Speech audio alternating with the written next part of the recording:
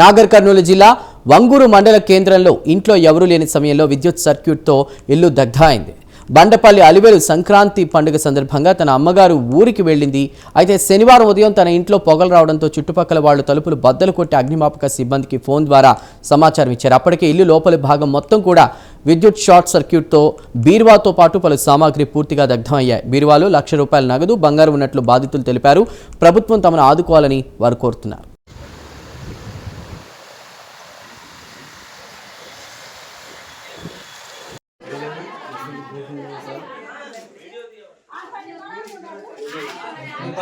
పొగేలుతున్నది చూసి మా ఇంటికి వచ్చి చెప్తే అప్పుడు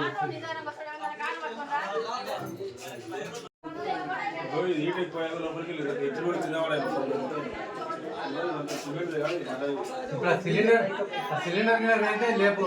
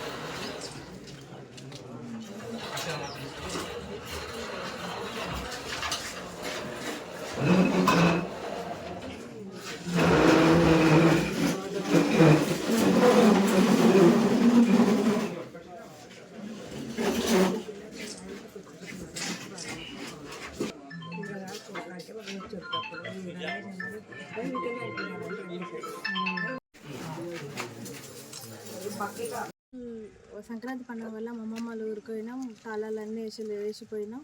వచ్చేలోపు ఇంట్లో షార్ట్ సర్క్యూట్ అయ్యి మొత్తం ఇల్లంతా కాలిపోయింది. మా డాక్యుమెంట్స్ అన్నీ కాలిపోయినాయి.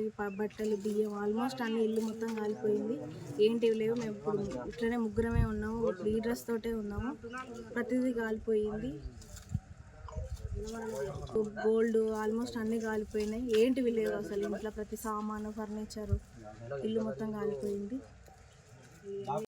కలవకుర్తి ఫైర్ స్టేషన్ నుంచి నేను జమ్దార్ LFF leading fire man Kalwakurthy నుంచి మార్నింగ్ 10:30 తర్వాత ప్రాంతంలో మాకు ఇట్లా ఒంగూరు విలేజ్లో హౌస్ కాలిపోయిందని మాకు తెలియజేయడం జరిగింది. వెంటనే మేము సమాచారం తీసుకునే వెంటనే ఇక్కడ ఫైర్ అయిన గ్రౌండ్కి చేరుకొని మొత్తం ఉన్న ఫైర్ని కంప్లీట్గా ఆర్పివేశాము. ఇక్కడ వాళ్ళ ఇంటి వాళ్ళు తాళం వేసి ఉండడం వల్ల వాళ్ళకు అక్కడ ఫైర్ అనేది తెలియకపోవడం వల్ల అది పక్క ఇంట్లో వాళ్ళకి ఉన్న ఇంట్లో నుంచి అలాంటి పొగ వస్తుందనే అనుమానంతో వాళ్ళు పరిశీలించగా అరే ఇంట్లో మంటలు అగ్ని ప్రమాదానికి గురైందనేసి పక్క ఇంటి వాళ్ళందరూ వచ్చేసేసి ఆ డోర్లు ఇట్లా ఓపెన్ చేసేసి లోపల మేము కూడా ఇక్కడికి చేరుకొని ఉన్న ఎగిసిపడుతున్న మంటను మొత్తం పూర్తిగా ఆర్పివేసేసి వచ్చిన యజమానికి అక్కడున్న డ్యామేజ్ అనేవి ఏమి చూపించి వాళ్ళకి అప్పగించడం జరిగింది. దీనివల్ల హౌస్ కూడా డ్యామేజ్ అయిపోయింది. ఇంట్లో ఉన్న ఫర్నిచర్ కానీ,